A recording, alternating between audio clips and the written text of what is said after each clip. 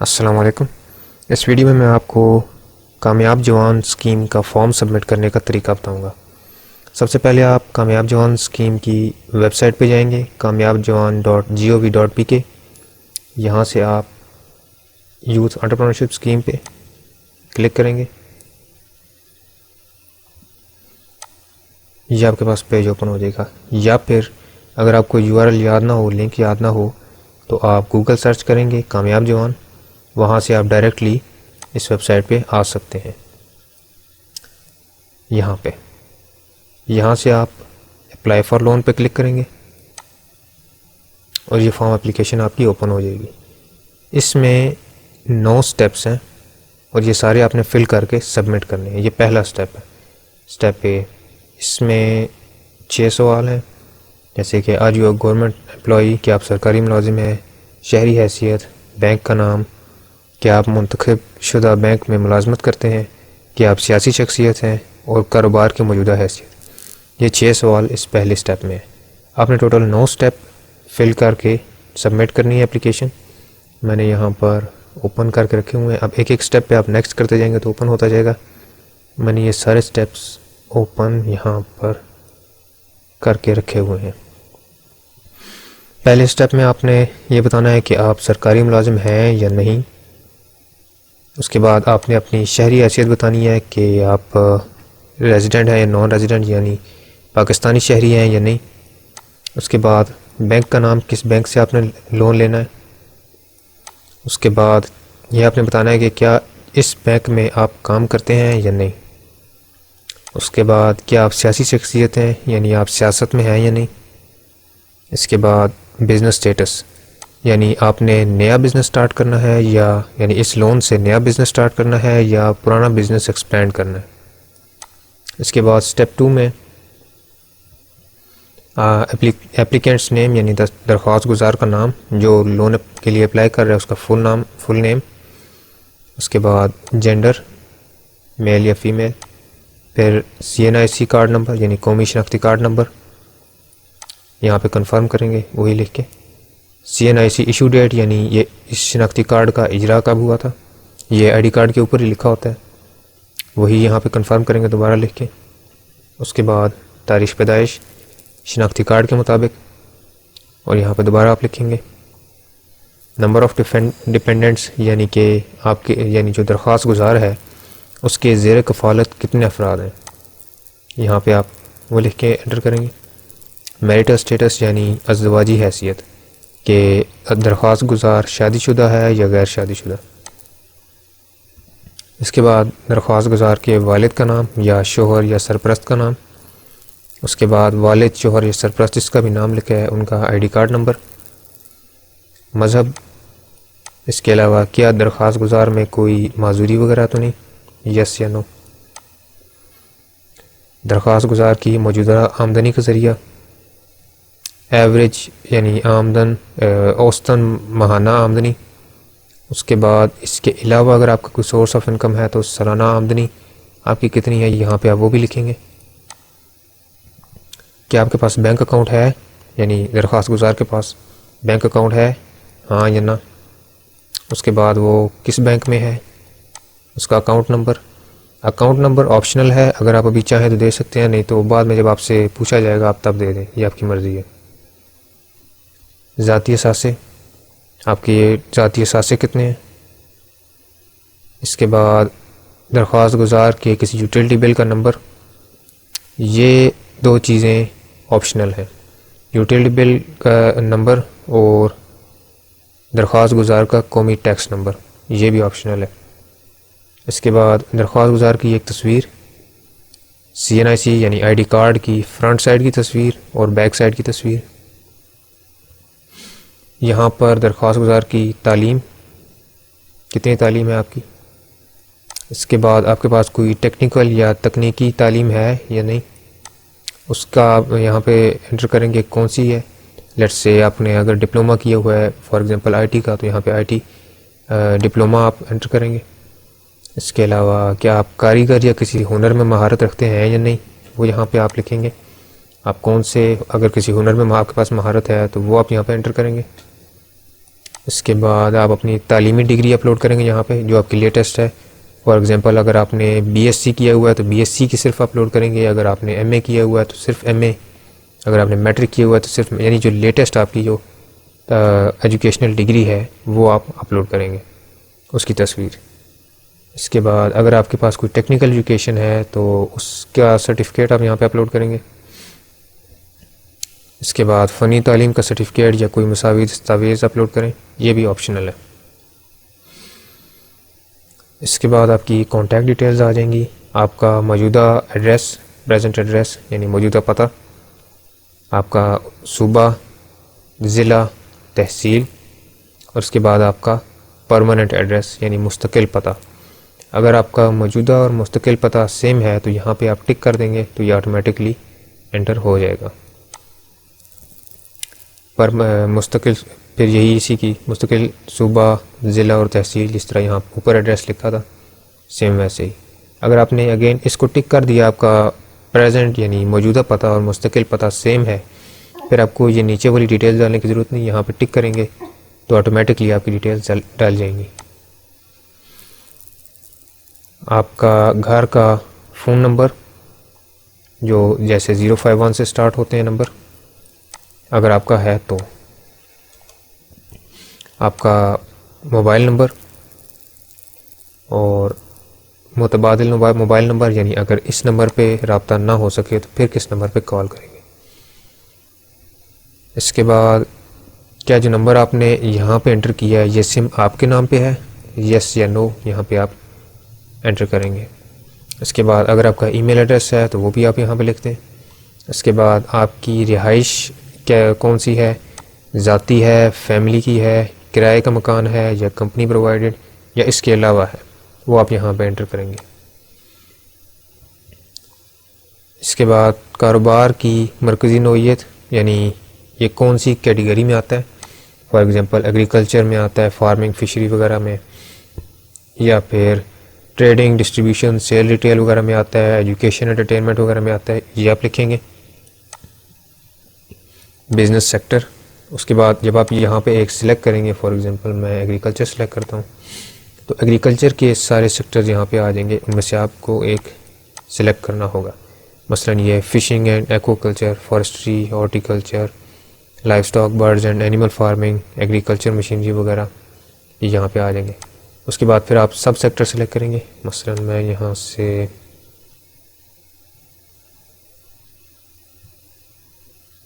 Life stock bird select करता हूँ, यहाँ पे उसके सब सेक्टर्स आ जाएंगे, यानी इसमें कौन सी आपका कारोबार किस टाइप का है, क्या आपका कारोबार है। मसलन ये सारे ऑप्शन शो हो गए हैं, जैसे cow farming, dairy farm, ostrich farming वगैरह, इसमें से आप सिलेक्ट करेंगे अपना। मसलन मैं पोल्ट्री फार्मिंग सेलेक्ट कर रहा हूँ मिसाल के तौर पे। यहाँ पे आप उसकी बिज़नेस नेचर लिखेंगे, इंपोर्ट का है, एक्सपोर्ट का है या लोकल बिज़नेस है।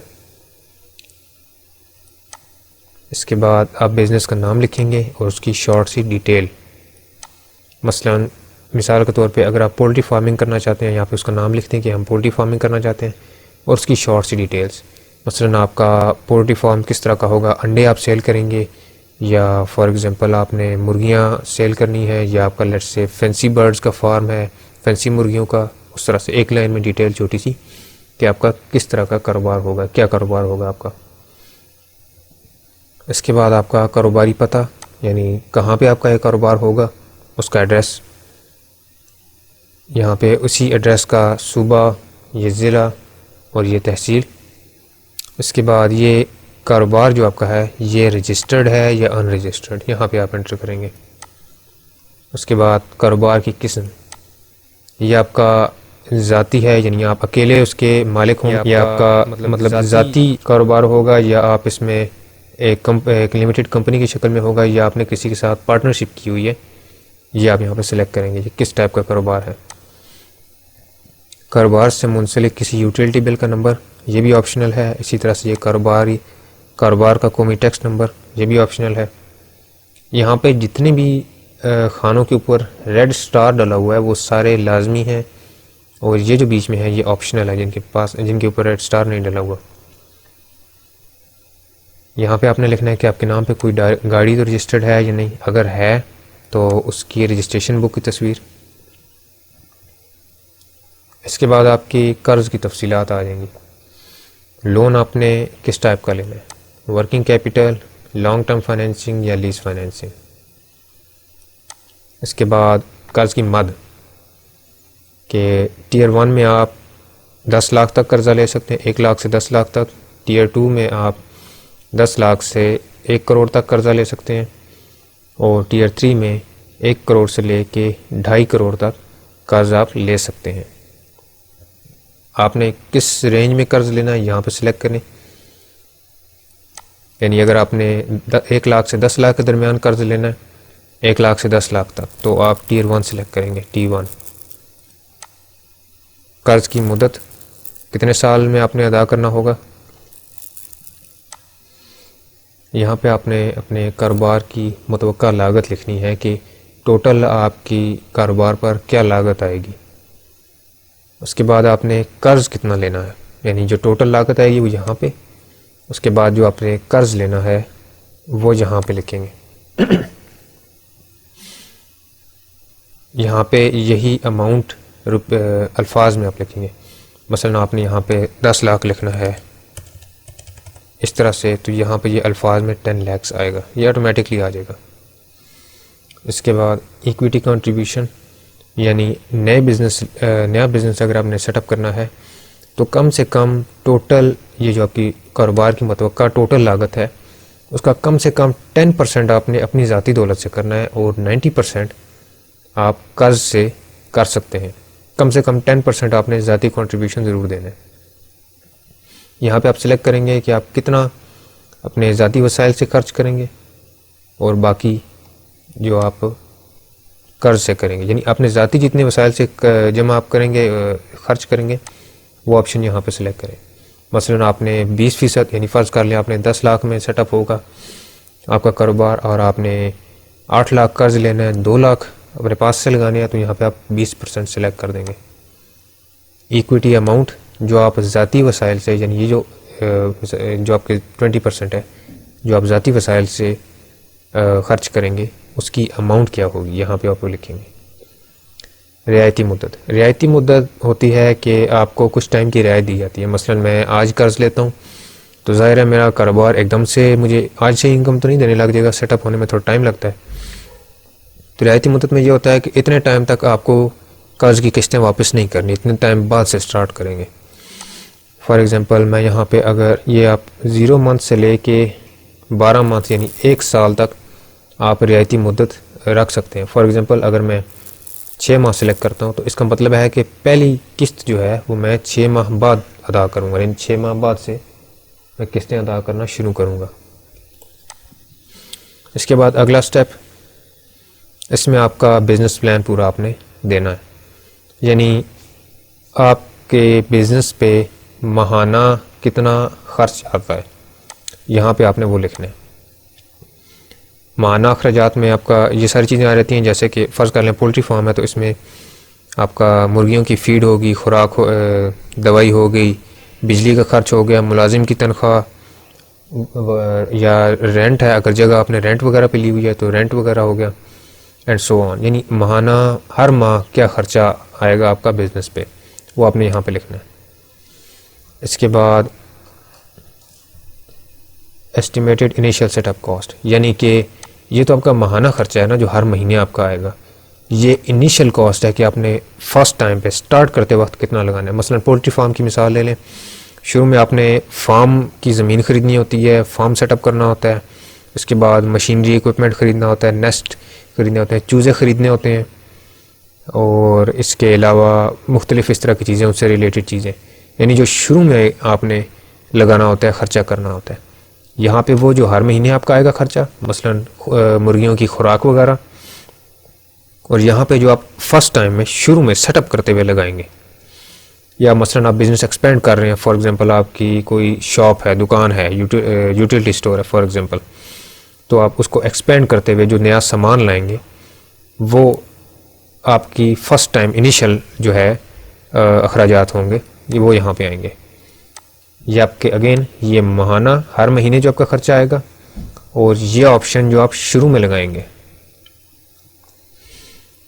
ये है आपकी मुतवक्का माहाना कारोबारी आमदनी, यानी हर महीने आप कितना एक्सपेक्ट कर रहे हैं कि आपका वो जो बिज़नेस है हर महीने आपको कितनी आमदनी देगा। उसमें से ये माहाना कारोबारी अखराजात, उसमें से आपके अखराजात क्या क्या आएंगे। ये डायरेक्ट एक्सपेंसेस, ये आपके टोटल माहाना अखराजात। यहाँ पे जो डायरेक्ट एक्सपेंसेस आएंगे, मसलन पोल्ट्री फार्म की मिसाल ले लें, डायरेक्ट एक्सपेंसेस यानी कि खुराक हो गई मुर्गियों की या उनकी दवाइयाँ वगैरह या इस तरह से डायरेक्ट एक्सपेंसेस। ये हैं इनडायरेक्ट एक्सपेंसेस यानी कि बिल वास्ता माहाना अखराजात। यानी पोल्ट्री फार्म की मिसाल में यूँ कह लें कि जगह का किराया या बिजली जो आप डायरेक्टली खर्च नहीं कर रहे, इनडायरेक्ट एक्सपेंसेस आ रहे हैं। या मसलन आप फ़र्ज़ कर लें जो अंडे आप लेके जाएंगे, लेके ट्रांसपोर्ट करेंगे, उसकी गाड़ी का किराया वगैरह इनडायरेक्ट बिल वास्ता।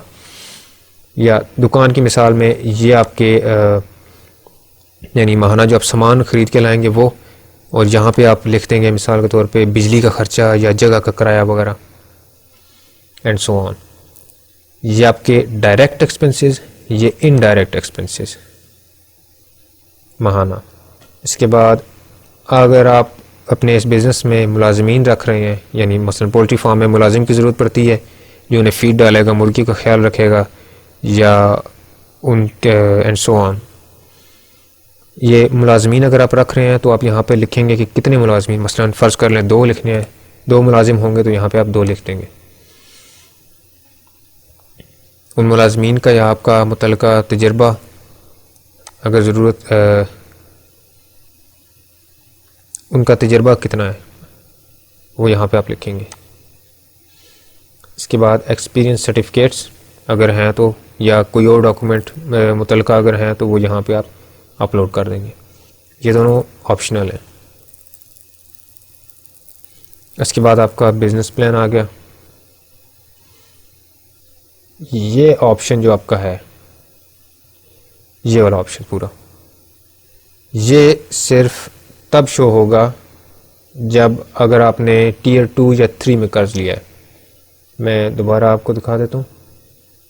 ये है, ये टीयर 1 में 1 लाख से 10 लाख तक का कर्जा, और टीयर 1 में यानी 1 लाख से 10 लाख तक के कर्ज में आपको किसी किस्म की गारंटी देने की ज़रूरत नहीं है, यानी जगह या वो उस चीज़ की गारंटी नहीं है। पर्सनल गारंटी पे, ज़ाती गारंटी पे आप ये कर्ज ले सकते हैं। अगर आपका 10 लाख से ज़ायद का कर्जा है टीयर 2 या टीयर 3 में, तो फिर आपको ये सारे ऑप्शंस फिल करने पड़ेंगे। उसमें आपको अपनी किसी किस्म की गारंटी देनी पड़ेगी, मसलन जगह की, ज़मीन की, मकान वगैरह, कोई ना कोई गारंटी आपको देनी पड़ेगी कर्ज लेने के लिए। अगर आपका 10 लाख से ज़ायद का कर्ज है, अगर 10 लाख तक कर्ज लेना तो फिर ये फिल करने की ज़रूरत नहीं, बल्कि ये ऑप्शन आपका आएगा ही नहीं। इससे नेक्स्ट स्टेप, क्या आप या आपके वालिदैन या शरीक हयात में से कोई कर्ज ना दहिंदा है, यानी किसी ने कर्ज ले रखा है या नहीं, यस या नो सेलेक्ट करें। इसके बाद अगर ले रखा है तो फिर ये डिटेल्स आप फिल करें कि कौन से बैंक से लिया है, अमाउंट कितनी है, और बकिया यानी रहती कितनी है, रकम वापस करनी कितनी किस्तें रहती हैं। उसके बाद ये आखिरी स्टेप है रेफरेंस। 2 लोगों के हवाले, वो 2 अफराद जो कि आपके करीबी रिश्तेदार ना हों, ये ऊपर लिखा हुआ भी है, करीबी रिश्तेदारों के अलावा किसी भी 2 अफराद की तफसीलात फराहम करें। इन 2 अफराद से बेसिक सवाल किए जा सकते हैं कि ये बंदा वाकई सीरियस है या नहीं, ये बंदा कैरेक्टर कैसे, यानी बेसिक से सवालात कि ये बंदा वाकई वापस करेगा या नहीं, या ठीक बंदा है कैरेक्टर वाइज, यानी बेसिक से सवाल वो इनसे किए जाएंगे। इनकी बीच में कोई गारंटी वगैरह नहीं है, ये जस्ट कंफर्मेशन के लिए है कि आप वाकई इस बिज़नेस में सीरियस हैं या आप वाकई कर सकते हैं ये, या हो सकता है इनसे कंफर्म की जाए कि जो आपने डिटेल्स बताई हैं वो ठीक है, यानी बेसिक सी, यानी ज़्यादा इसमें गारंटी नहीं देनी, ये सिर्फ रेफरेंसेस हैं। और ये एक और चीज़, ये ब्लड रिलेटिव्स आपके नहीं होने चाहिए, करीबी रिश्तेदार नहीं होने चाहिए। मसलन गांव का कोई आदमी है, कोई दोस्त है एंड सो ऑन, या उनका नाम, ये 2 आदमी हैं, इनके नाम लिखेंगे, पहले का यहाँ पे, दूसरे का यहाँ पे, यहाँ पे नाम, यहाँ पे आपका इस बंदे के साथ क्या रिश्ता है, मसलन दोस्त है या हमसाया है, गांव का रहने वाला है, किस तरह से आप उसे जानते हैं। फिर इस बंदे का मोबाइल नंबर और यहाँ पर शनाख्ती कार्ड नंबर। सेम इसी तरह दूसरे बंदे का नाम, क्या रिश्ता, क्या ताल्लुक़ है या कैसे जानते हैं, फिर उसका मोबाइल नंबर और आईडी कार्ड नंबर। ये सारी डिटेल्स आप लिख के सबमिट कर देंगे यहाँ से नेक्स्ट से, और आपका फॉर्म सबमिट हो जाएगा। So that's it. I hope कि आपको वीडियो पसंद आई होगी। अगर आपको कामयाब जवान के स्कीम के मतलब कोई भी क्वेश्चन है आपके पास, या कोई चीज़ समझ नहीं आ रही, कोई स्टेप समझ नहीं आ रहा, फिल करने में कोई प्रॉब्लम हो रही है, या कोई और जनरल भी क्वेश्चन है आप कामयाब जवान स्कीम के मतलब, तो वो आप कमेंट्स में डिस्कस कर सकते हैं, कमेंट्स में पूछ सकते हैं, उसका आपको जवाब भी मिल जाएगा। और अगर वीडियो बनाने की ज़रूरत पड़ी तो वो भी मैं बना दूँगा। फॉर एग्ज़ाम्पल अगर आपको किसी स्टेप में प्रॉब्लम हो रही है या इसके मतलब कुछ और आपका सवाल है तो आप कमेंट्स में कर दीजिए, मैं उसका आपको डायरेक्टली भी जवाब दे दूंगा, और अगर ज़रूरत पड़ी तो एक प्रॉपर वीडियो बनाकर भी अपलोड कर दूंगा। अगेन, अगर आपको वीडियो पसंद आई तो लाइक और सब्सक्राइब ज़रूर कीजिएगा। Thanks for watching.